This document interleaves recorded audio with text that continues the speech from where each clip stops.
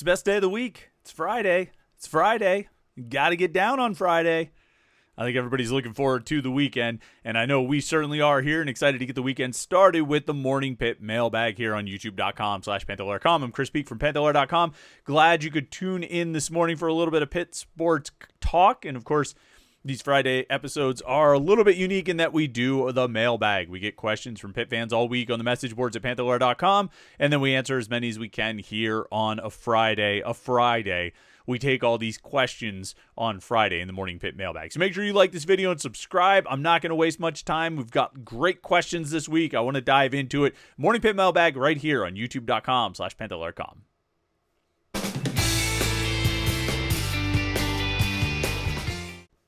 You know, one of the things I always say is that we answer as many questions as we can in the Morning Pit. And sometimes we get through everything and sometimes we don't get through all of it, but we answer as many as we can. And sometimes there's a few left over. And I usually try to go back and get the ones that we missed from the previous week. And sometimes I forget to go back and look at the old thread before we get started on the new week's questions, because I'm always excited about the new week's questions. And some of those old questions we don't get to kind of pass in relevance, so it's not really worth it to go back. But there were a few left over last week that we didn't get to in last week's mailbag, so let's jump into those to get things started here. And we'll begin with Yard Hogs, who says, what's your take on where we stand on running backs? I was really hoping we would have picked up a transfer running back, not necessarily a feature back, but someone with experience as a solid second option. With the often injured Desmond Reed, the yet to prove he's any good Derek Davis, all we have is an unproven Juelz Goff and a trio of incoming freshman running backs. I'm not feeling great about the depth. I was also going to ask a basketball question, but I'm suffering from PTSD from my time at the Pete Monday evening and can't bring myself to discuss hoops yet. So this question was obviously asked in the aftermath of the loss to Virginia. Pitt has had many more disappointing losses, well, two more disappointing losses since then. So Yard Hogs, I'm guessing it hasn't gotten any better for you. But on the topic of running backs, I'm slightly bullish on this group. Desmond Reed, did miss time due to injury. He still played a lot. He still put up a lot of yards. He was still really productive, and he was still this team's best offensive player. I think you go into this 2025 season with him as your number one back and feel good about it. And I tell you, I think there's reason to be optimistic about Juelz Goff. I mean, limited opportunities late in the season, but I don't think running back should be a position where you need 3 years before you can really contribute. Sure, you refer to him as unproven Juelz Goff, but I mean, he played, he got on the field a little bit, he showed he can do some things, and he was obviously a very talented back coming out of high school. Oftentimes, I mean, running back is one of those positions that you can count on for sort of immediate impact, or maybe is more likely to provide immediate impact, that the transition from high school to college is not quite as stark. That hill to climb is not quite as steep, even though Cade Bell said it's a little bit tougher in this offense because of all the things they ask the running backs to do. But I think Goff can contribute. And I think you would go into this season expecting Juelz Goff to be really good. You know what I mean? To be ready to play and play a big role as the number 2 back behind Desmond Reed. And if those are your top 2 backs, I think you should feel pretty good about it. Reed obviously showed what he can do, that he can play at this level. He wasn't just an FCS monster. And I think Goff has a lot of talent. I think people were excited about him when he came in. The coaches were excited about him when he came in. And when he finally got his opportunity, I think he made a few plays. Maybe not in the, what game was it, SMU or Louisville, where he ended up getting a bunch of playing time. But I mean, in the bowl game, I think he looked good. So I'm optimistic about Goff. And then these freshmen, I mean, they're all really fast, so maybe you don't end up relying on them for a heavy workload or an extended workload, but I think you can get some plays out of them. I don't feel any worse about the running backs. Actually, no. I mean, I don't even need to sort of backhand and compliment like that. I feel better about the running back situation entering this season than I did about the running back situation entering last season. I didn't know what Desmond Reed was going to be able to do last year. I didn't know how he was going to hold up. I didn't know if he was going to be able to translate to the ACC level after playing at FCS. But he showed that he could. And he showed that he did, and he obviously was very, very productive. He was really good, an All-American performance out of Desmond Reed. And so you've got that coming back. I like Goff going into this season probably more than I liked Derek Davis or Daniel Carter going into last season. I guess Rodney Hammond was in the mix too, but yeah, so I guess I was certainly at this point in the year last year, I was more bullish on Rodney Hammond than I am on Juelz Goff, but that's obviously changed as time went on. I think they'll be pretty good. A transfer running back would have been nice, but probably a bit of a luxury item.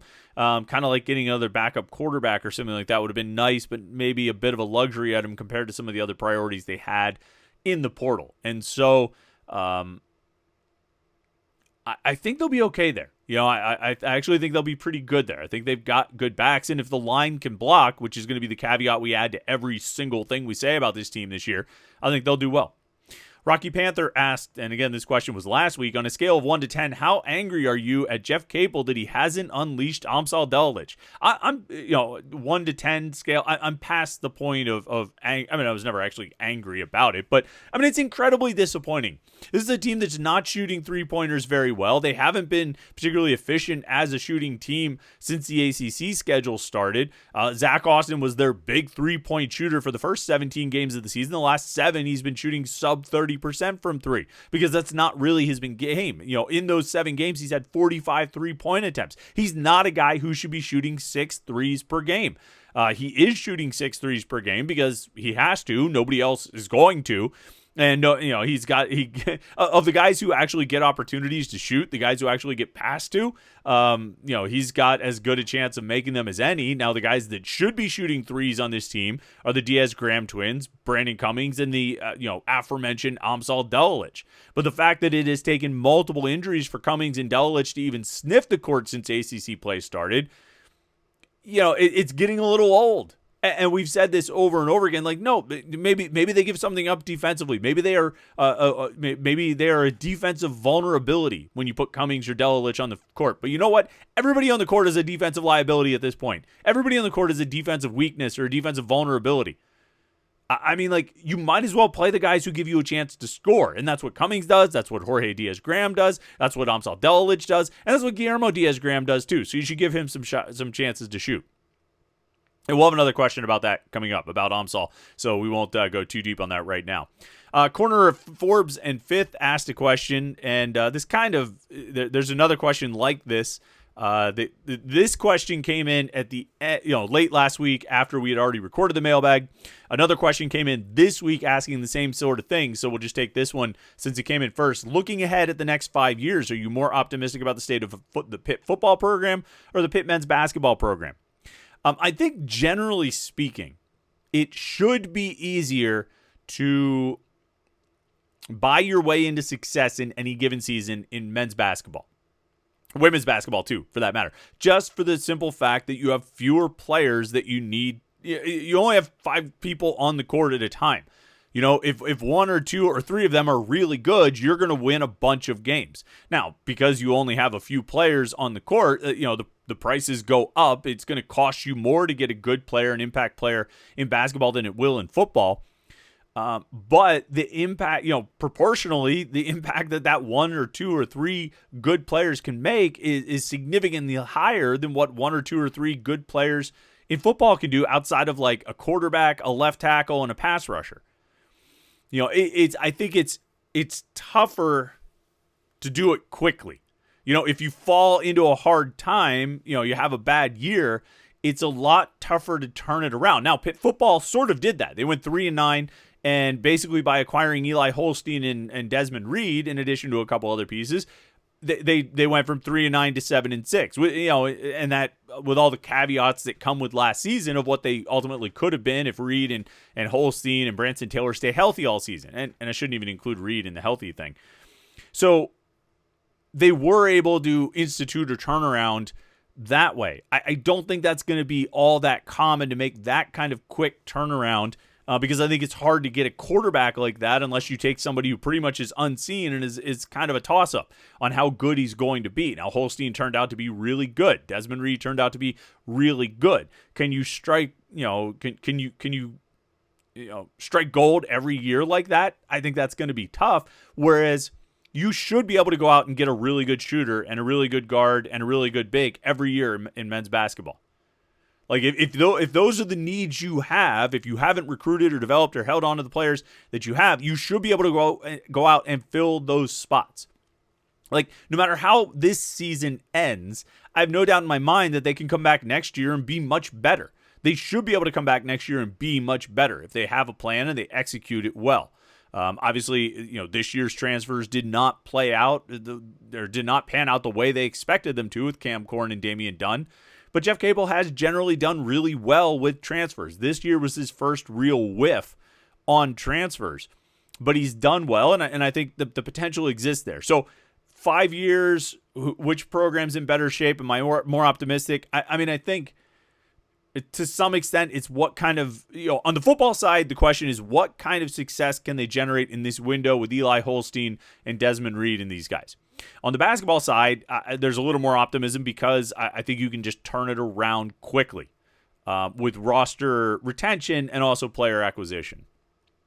All right, coming into this week's questions, and SV Pig 1, the first question of the week was, which program are you more optimistic about going forward? So, that kind of dovetailed nicely there. JJ Collins says, with the Pitt offensive staff being so young, is there any chance Pat Narduzzi could bring in a more experienced offensive quality control or consultant, per se, in a football administrative position to help the growth of the offense?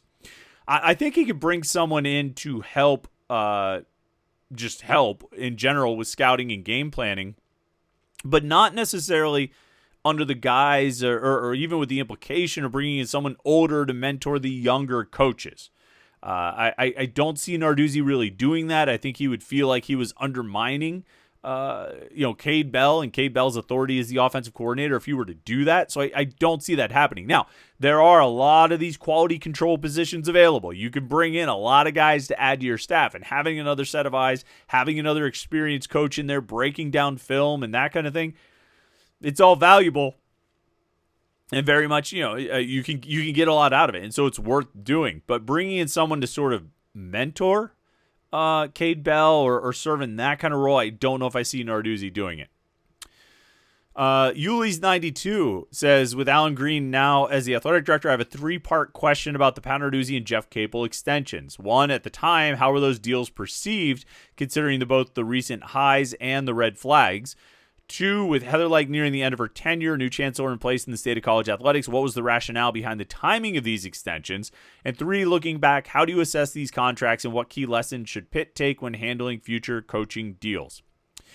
So I think, and unless I'm mistaken, the 2 deals that we're talking about, Pat Narduzzi got an extension in 2022, the spring of 22. So right after winning the ACC championship, got a deal that kept him at Pitt through 2030. And then Jeff Capel got an extension this past offseason, this past summer, added 3 years onto his deal to keep him at Pitt through 2030. So at the time, how were these deals perceived? I think generally well received. I think if you go back to this past offseason, the feeling was that Jeff Capel had the program headed in the right direction with 1 NCAA tournament appearance and then 1 near miss last season where Pitt was, by national consensus, screwed in getting left out of the tournament. Similarly, Pat Narduzzi was fresh off an ACC championship and a feeling that Pitt really could scale the mountain in football, even though it had previously seemed insurmountable. And so, by and large, I think the extensions were well received. There are always going to be naysayers or critics, and I don't say that to be derogative or negative about it or to characterize those people in a certain way. But there are always going to be critics who say it's nice that he won the ACC, but are we forgetting about the other 5 years of what happened? Or it's nice that he made the NCAA tournament and just barely missed out, but are we forgetting about the other 4 years? Maybe we don't need this contract just exactly yet. By and large, though, I think there was a positive reception to those extensions.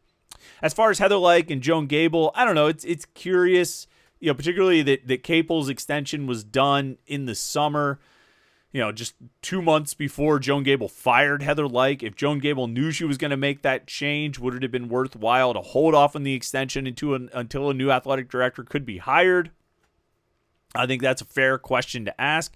Gable, I don't think was here when Pat Narduzzi was extended in 2022. So, not so much about that, but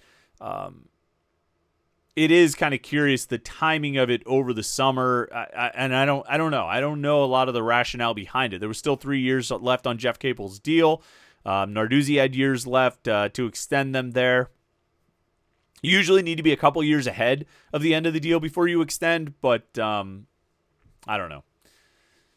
It could be. You could convince me the timing was questionable. And the final question: how do you assess these contracts? What key lessons should Pitt take when handling future coaching deals? I mean, like, look, if you're Pitt and you feel like you've got the right guy, you need to make moves to keep the right guy, right? You don't want to be in a coaching search. Coaching searches decimate your roster. And I know, well, I don't care. You don't want any of this roster back. You don't want to give yourself the death penalty. You don't want to be in a position where you're starting over. Even if starting over is a little bit more easy to accomplish these days than it was maybe 10 years ago, it's still not an ideal spot to be in. And so if you feel like you've got the right guy, you take a little bit of a risk in adding extra years there. It might not work out in 4 years, but you still add those years on to make sure, just in case it does work out, that you've got the right guy and he's still in place. And if he wants to go somewhere else or someone else wants to hire him, it's going to cost them a decent amount of money. So, I think you got to do what you got to do. I don't know. And I know, I think there's a lot of fans who are saying, geez, thanks, Heather, for all these contract extensions to become a real albatross. But I think if you feel like you've got the right guy, you got to work to keep him. Iron 99 says, though there's a small sample size, do you think the team, especially Jalen Lowe and Ishmael Leggett, freeze out Amsal Delalic and do not pass to him on purpose? I don't know. I don't know. I can't figure it out. I'm not sure why. I don't get it. Like, he stands in the corner, nobody guards him, and nobody passes to him. It seems like one team, whether it's Pitt or the opponent, should pay some amount of attention to this guy who can shoot pretty well, but neither one does. I have no explanation for it. I don't get it. And everybody, players and coaches alike, raved about him in the offseason, about how good he was and how exciting it was to play with him. And they haven't played with somebody like that before and all this stuff. And now in the games, and this was even when he was playing real minutes back early in the season, just don't pass to him. I don't know. I can't explain it. I can't explain it. Rocky Panther asks 3 questions in a row. 1, do you think we'll have at least one new assistant basketball coach on staff next season? If so, who? 2, how many more seasons like this do you think it will take for Pitt to buy out Jeff Capel? 3, do you run a better offensive system with your youth basketball team? If so, are you able to take over? No, I don't run a better offensive system with my youth basketball team because they just don't pay attention and do the things we tell them to do. And, we try to run some basic motion. We try to run some basic screens, and just when they get out there on the court and they're coming up the court, everybody just says, yells for the ball, and nothing works. And so honestly, at Wednesday night's practice, I said, all right, guys, let's just have a half-court shooting competition and play around the world, because we might as well have fun. You know what I mean? Like, why am I going to bang my head against the wall trying to get you guys to run some sort of system? If you're not going to do it, like, let's not waste time with that stuff. Let's actually enjoy ourselves. So, will there be a new assistant coach on the staff next season? I don't know. It's crazy to me that for 7 years this staff has stayed together. It's really sort of atypical for the industry these days, and just odd in general that all these guys are still here. I don't know if there'll finally be a change in year 8, but I mean, for 7 years there hasn't been any change.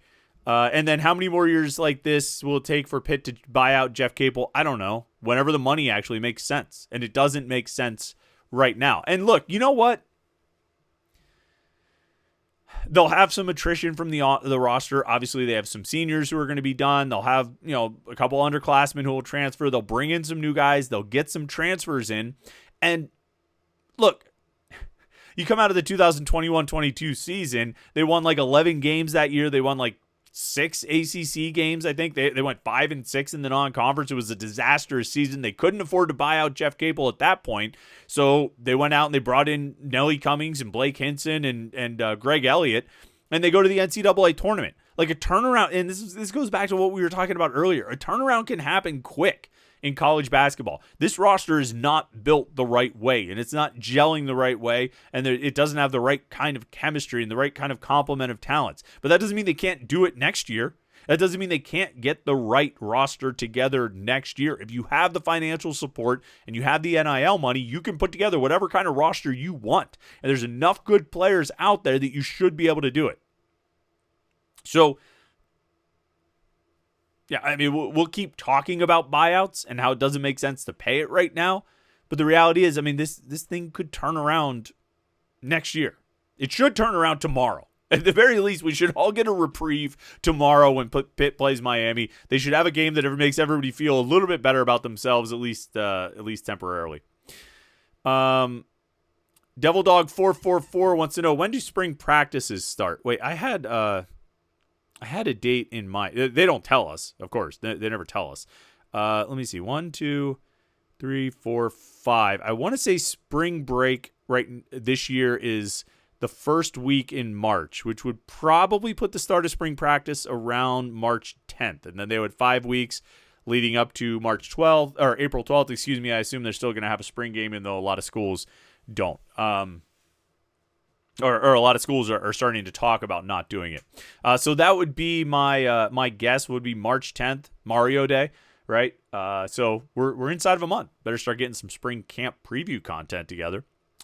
Ray H2P says, with the expanded rosters for football, do you expect Pitt to increase the number of official visits and accept more commitments, maybe a class size of 25 to 28? Or do you think they will do their typical numbers and expand through the portal? My personal thought, and I haven't asked anybody specifically about this, I could ask Pat Narduzzi tomorrow or something, and he would say I'm completely wrong about it, but my personal thought is I don't think you're going to see Pitt get crazy with the scholarship numbers. I don't see them having like a roster of 95 or 100 guys on scholarship. It just doesn't there's just no reason for it. Like, they have not really run into, outside of some extreme situations at a couple positions, they have not run into a situation where they ran out of scholarship guys and they had to play walk-ons. I know there was a walk-on quarterback playing, but I mean, they had Julian Duggar. They didn't have to play the walk-on. There were enough scholarship guys there. They had 4 scholarship quarterbacks, so you're not all of a sudden going to try and keep 7 scholarship quarterbacks on the roster every year. Half of them more are going to transfer every year. So like, yeah, I don't know. I see, my guess is Pitt will stay around the same number of scholarship players. And if they're going to increase the numbers they bring in any kind of scenario, it's probably the transfers. The guys who can help right now. So if you're like, already at 85, 86 scholarships, and there's a guy who can come in and start for you at defensive end, well, all right, you go to 87. You know what I mean? You bring him in. You don't. I don't know if you need to, unless there's just some can't miss guys that you really want to get on campus and develop for a few years. I'm not sure how crazy you need to go with 28 freshmen or something like that. I think you're going to build a lot through the portal, but I would expect the recruiting numbers to stay similar. The high school recruiting numbers to stay similar would be my guess. But like I say, Narduzzi could walk up to me tomorrow and be like, "You're an idiot. That's not right at all."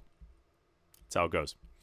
Potter County native, with your propensity for swings and misses on breakout stars like Bengali Kamara and Amsal Delalic, who is next on your can't miss prospect list? Look, man, I've gotten a lot wrong.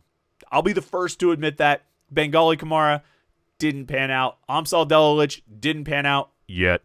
But just you wait until he leads them on a run through the ACC tournament.